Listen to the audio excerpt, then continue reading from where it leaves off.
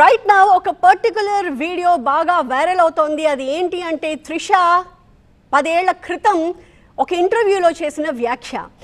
ఆ ఇంటర్వ్యూలో త్రిష తాను సీఎం పదవిపై కొన్ని ఆసక్తికరమైన వ్యాఖ్యలు చేశారు. సీఎం కావాలి అన్న తన కోరికని ఆ ఇంటర్వ్యూలో బయట పెట్టారు. ఇప్పుడు విజయ్ సీఎం అవుతున్న నేపథ్యంలో ఆ వీడియో మళ్ళీ వైరల్ అవుతోంది. గత కొన్ని రోజులు ఇన్ఫ్యాక్ట్ కొంతకాలంగా దాన్ని బాగా వైరల్ చేస్తున్నారు. ఆ వీడియో క్లిప్ ఒకసారి చూద్దాం. సో 2004 సంవత్సరంలో త్రిష ఒక ఇంటర్వ్యూలో చెప్పిన మాటలు ఇవి.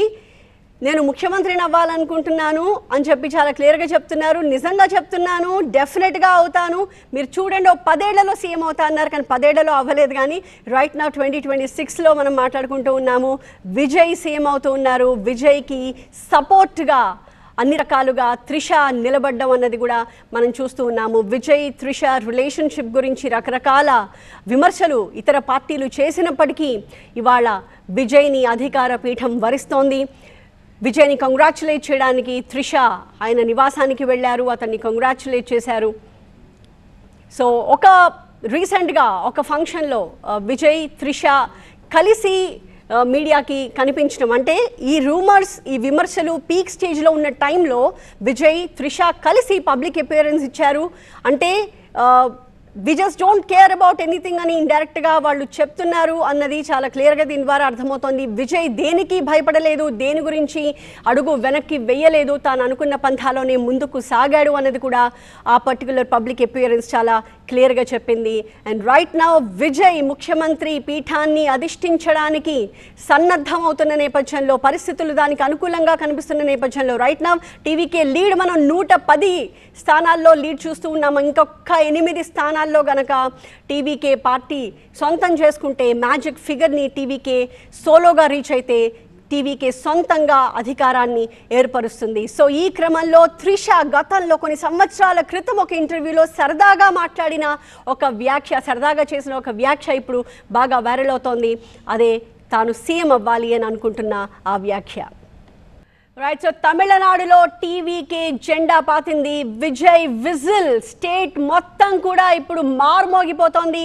అధికార డిఎంకేని కోలుకోలేని దెబ్బ కొట్టింది టీవీకే తమిళగా వెట్రి కళగం. అదే సమయంలో అన్నా డిఎంకే బీజేపీ కలిసిన ఎన్డీఏ కూటమి కూడా తన ప్రభావాన్ని గట్టిగానే చూపిస్తోంది. సో టీవీకే తర్వాతి స్థానంలో మనకి ప్రస్తుతం ఎన్డీఏ కూటమి కనిపిస్తోంది. ఈ కూటమిలో అన్నా డిఎంకే అభ్యర్థులే లీడ్లో ఉండగా ఒక్క స్థానంలో బీజేపీ మనకి ముందంజలో కనిపిస్తోంది. ఇక అధికార డిఎంకే కూటమికి ఇది ఘోరమైన పరాభవం అని చెప్పాలి. దాదాపు 100 స్థానాలకు పైగా అధికార పార్టీ ఇప్పుడు కోల్పోతోంది. అదే తమిళనాడులో క్లియర్ మెజారిటీ రాకపోయినా టీవీకే ఆధ్వర్యంలో ప్రభుత్వం ఏర్పాటు చేసే అవకాశం స్పష్టంగా కనిపిస్తోంది. కానీ ఎవరి మద్దతుతో ప్రభుత్వాన్ని ఏర్పాటు చేస్తారు అన్నది కూడా ఇక్కడ ఇంట్రెస్టింగ్ పాయింట్. విజయం అంత ఈజీగా వచ్చిందా అతనికి అంటే లేదు అని చెప్పాలి. ఎందుకంటే విజయ్ పార్టీ పెట్టిన దగ్గర నుంచి కూడా ఎంత అభిమానాన్ని, మద్దతుని, అలాగే జనాదరణను కూడా అతను సాధిస్తూ వచ్చారో, అదే టైంలో అన్ని కష్టాలు కూడా అతన్ని వెంటాడాయి.